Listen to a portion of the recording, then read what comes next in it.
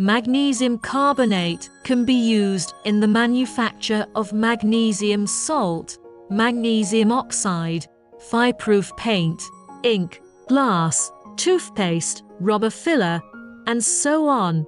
Magnesium carbonate ball pressing machine is generally used for the forming of magnesium carbonate powder materials.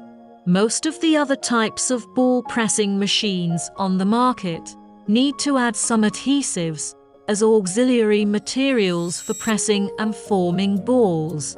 But the magnesium carbonate ball press machine we use is different from them.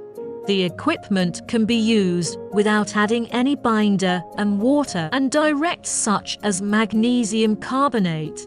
Magnesium carbonate pellets directly pressed forming, so that not only can no binder direct cold pressing forming, but also according to the purpose of the finished ball requirements of hot pressing forming.